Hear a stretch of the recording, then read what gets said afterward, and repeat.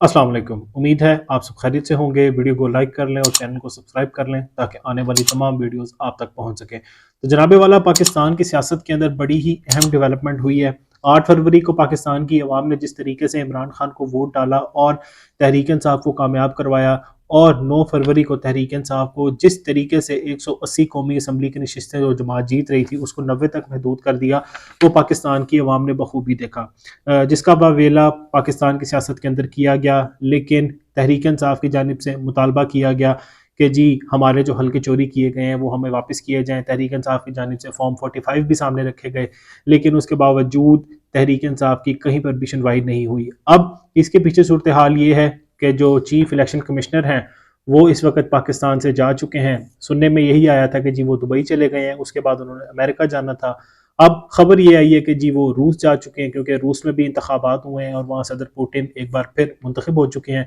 खैर, कहने वाले शायद यही कह रहे हैं कि जी वो वहाँ पर रूस को भी बताने गए थे कि इंतखाबात किस तरीके से करवाए जाते हैं, क्योंकि उन्होंने पाकिस्तान के अंदर जिस तरीके से साफ और शफाफ इंतखाबात करवाए थे वो सब कुछ भी आपके सामने है। तो अब सुनने में ये आया था कि पहले उन्होंने अमेरिका जाना है, वहाँ पर भी लोगों को बताएंगे और वहाँ पर इलेक्शन कमीशन को बताएंगे कि इंतखाबात किस तरीके से करवाने हैं। तो अब वो रूस गए हैं, रूस में भी शायद उन्होंने बताया होगा कि इंतखाबात जिस तरीके से मैंने पाकिस्तान के अंदर करवाए हैं तो आप भी उसी तरीके से करवाएं। तो आप सब ने देखा कि नताइज क्या है, सदर पुतिन एक दफ़ा फिर मुंतखब हो चुके हैं। अब सूरत हाल कुछ यूँ है जो कि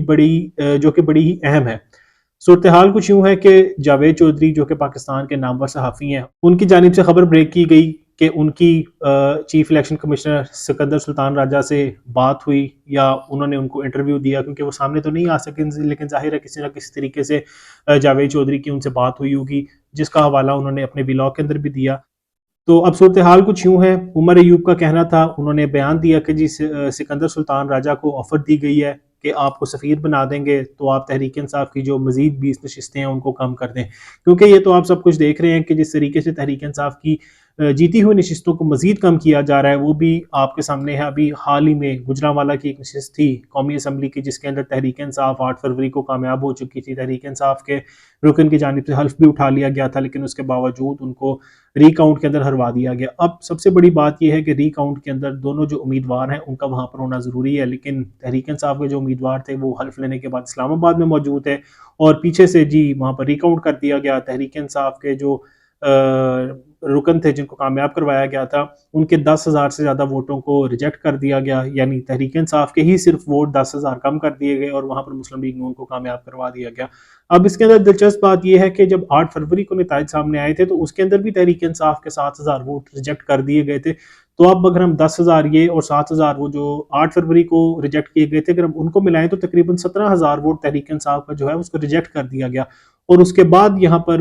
मुस्लिम लीग नून को कामयाब करवाया गया। तो जाहिर अब सुल्तान राजा जो है, सिकंदर सुल्तान राजा, अब उनको इस चीज़ का जवाब देना होगा। और उमर अयूब की जानिब से ये बात की गई, बयान दिया गया कि अब इनको ऑफर दी गई है कि आपको हम सफ़ीर बना देंगे, तो आप लिहाजा तहरीक इंसाफ की जो 20 मजीद नशिस्तें हैं उनको धांधली करके कम करवा दें। कि जी इस बयान के बाद, यानी जो उमर अयूब ने दिया था, उसके बाद सिकंदर सुल्तान राजा ने जावेद चौधरी से रब्ता किया और उनको बताया कि आपको कम से कम ये बयान देने से पहले या इस बयान को चलाने से पहले मेरे से बात कर लेनी चाहिए थी। आप मुझे जानते हैं कि मैं किस तरह का शख्स हूँ, तो आप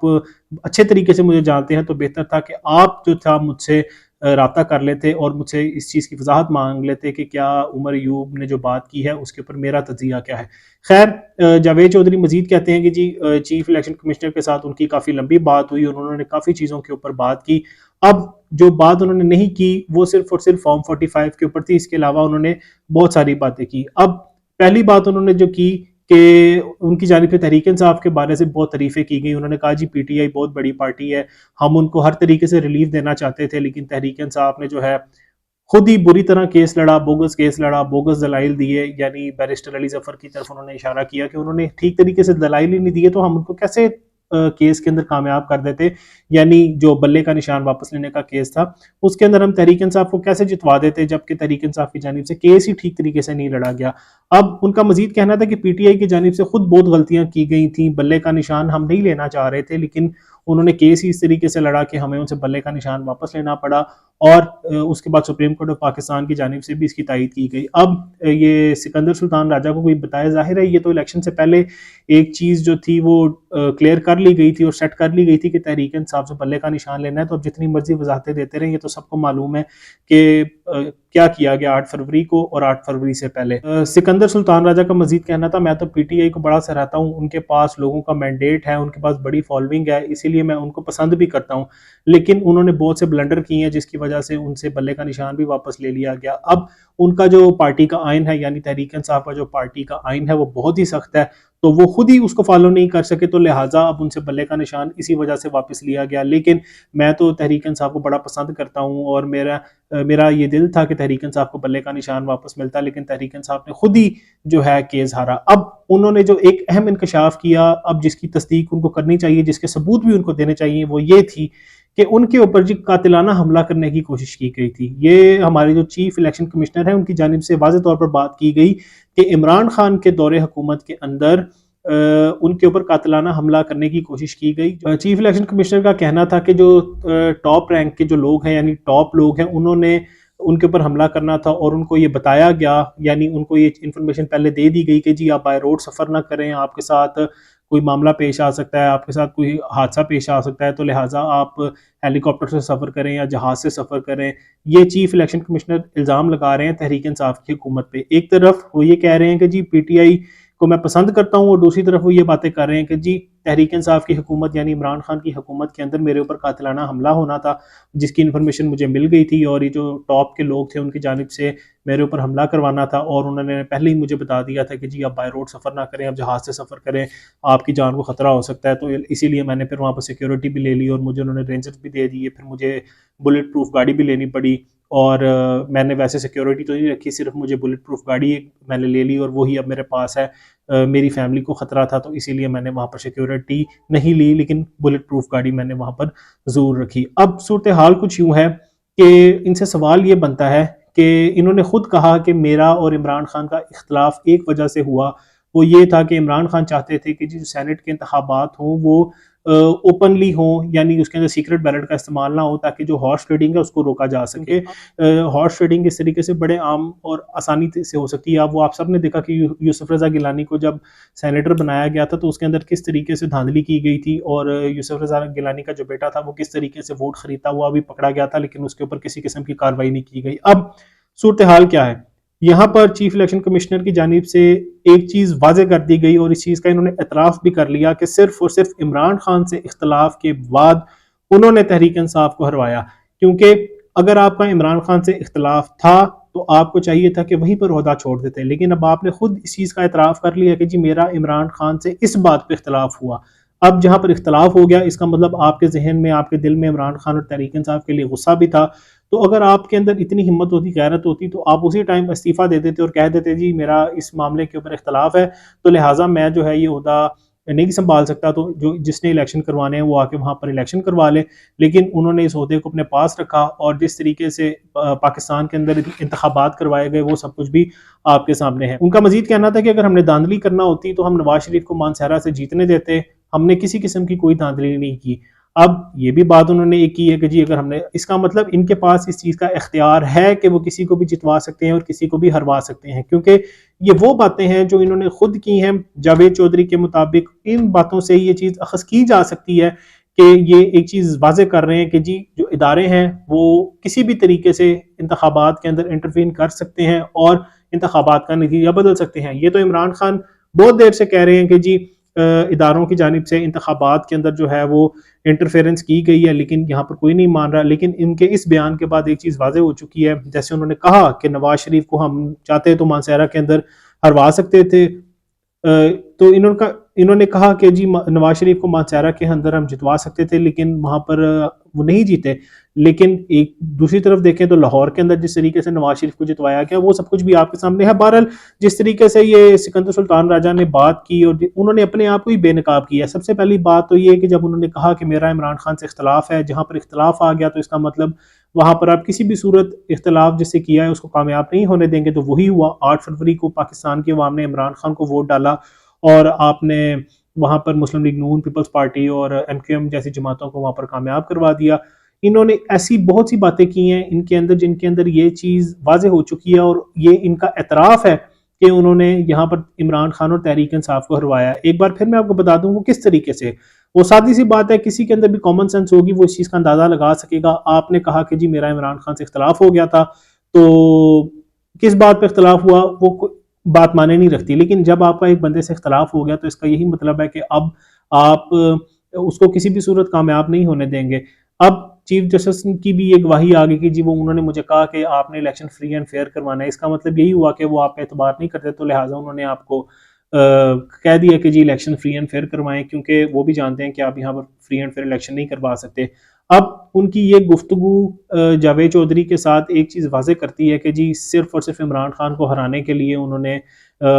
جس طریقے سے معاملات کیے وہ سب کچھ آپ کے سامنے ہے، لیکن یہ گفتگو کر کے انہوں نے مکمل طور پر اپنے آپ کو بے نقاب کر لیا ہے. اور دوسری خبر اب آپ کے لیے یہ ہے، یہ بڑی ہی دلچسپ خبر ہے کہ مریم نواز کی جانب سے جی کوٹ لکھپت جیل لاہور کا دورہ کیا گیا اور وہاں پر جو قیدی ہیں ان کے ساتھ افطاری کی گئی. اب اس کے اندر خبر یہ ہے کہ جو صحافی ہیں لاہور کے شاکر رحمان، ان کی جانب سے ایک بات کی گئی، ان کی طرف سے خبر دی گئی کہ جو تحریک انصاف کی خواتین تھیں ان کو وہاں پر باہر نہیں آنے دیا، بلکہ ان کو ایک سیل میں بند کر دیا گیا اور نہ ہی وہاں پر ان کو افطاری دی گئی مریم نواز کی آمد پر. اب وہاں پر وہ خواتین بھی موجود تھیں، اگر ان کے اندر اتنی ہمت ہوتی وہ خواتین کو باہر نکالتے، مریم نواز کے فیس ٹو فیس کرتے، لیکن ظاہر ہے مریم نواز تو صرف ایک صنم جاوید سے اتنی خوف زدہ ہیں، وہاں پر تو تحریک انصاف کی 3 سے 4 خواتین موجود ہیں. تو لہٰذا مریم نواز نے روایت برقرار رکھی ہے. پہلی تقریر میں انہوں نے کہا تھا کہ جی میں سب کی وزیر اعلیٰ ہوں، جس طریقے سے وہ یہاں پر کاروائیاں کر رہی ہیں اور جس طریقے سے تحریک انصاف کے اوپر ایک بار پھر کریک ڈاؤن شروع کر دیا گیا، وہ سب کچھ بھی آپ کے سامنے ہے. تحریک انصاف کے لوگوں کو اٹھانے کا سلسلہ شروع کر دیا گیا ہے، ضمنی انتخابات آگے آ رہے ہیں، وہاں پر تحریک انصاف کے لوگوں کو کاغذات نامزدگی نہیں جمع کروانے دی جا رہی،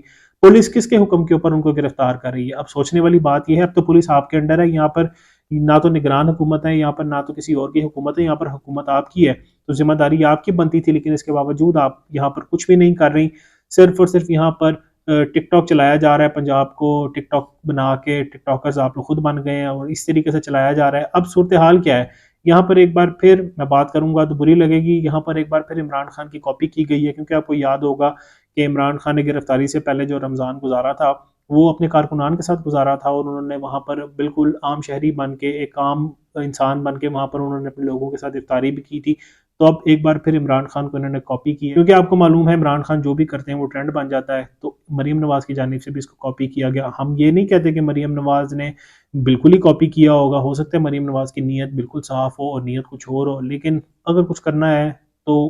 تھوڑے مختلف طریقے سے کر لیں تاکہ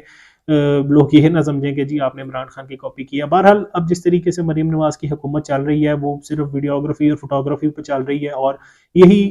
پنجاب کے اندر فی الحال ہو رہا ہے. مہنگائی عروج پر ہے، لوگوں کو راشن نہیں مل رہا، اور راشن کے لیے جو انہوں نے کیا ہے وہ سب کچھ بھی آپ کے سامنے ہے. بہرحال اگر آپ نے تصویر لگائی دی ہے عوام کے ٹیکس کے پیسے تو کم سے کم لوگوں تک اس کو پہنچا ہی دیں، لیکن یہاں پر لوگوں کے پاس کھانے کے لیے پیسے نہیں ہیں، یہاں پر مزدور بیٹھے ہوئے ہیں، کام نہیں ہے، مہنگائی ہے، بجلی مہنگی، پیٹرول مہنگی، ضرورت کی اشیاء بھی مہنگی کر دی گئی. مریم نواز دوسری طرف کہہ رہی ہیں اور ان کی جو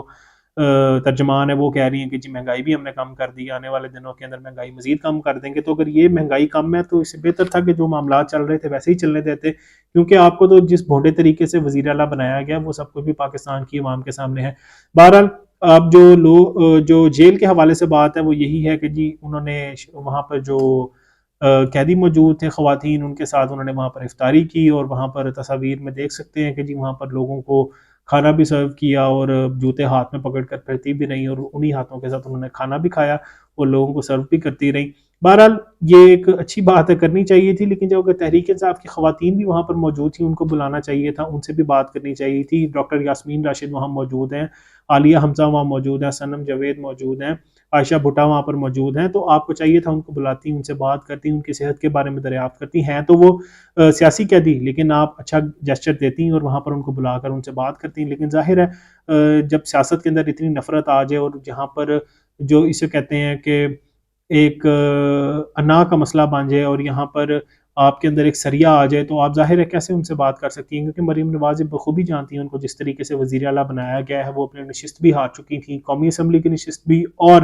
جو صوبائی اسمبلی کی نشست ہے جس کے اوپر وہ وزیر اعلیٰ بنی ہے فارم 45 کے مطابق، وہ ان دونوں نشستوں کے اوپر ہار چکی ہیں، لیکن اس کے باوجود وہ وزیر اعلیٰ پنجاب ہے۔ تو یہ پاکستان کی سیاست ہے، اور آج پاکستان کی عوام کے اوپر یہ وقت آنا تھا کہ شریف خاندان اور زرداری خاندان اکٹھا ہو کر پاکستان کی جو عوام ہے اس کے اوپر حکمران بن چکا ہے۔ بہرحال ایک بار پھر وہی بات ہے کہ دھونس اور دھاندلی کے ساتھ آنے والی حکومت کسی بھی صورت اپنی عوام کے لیے فائدہ مند ثابت نہیں ہو سکتی۔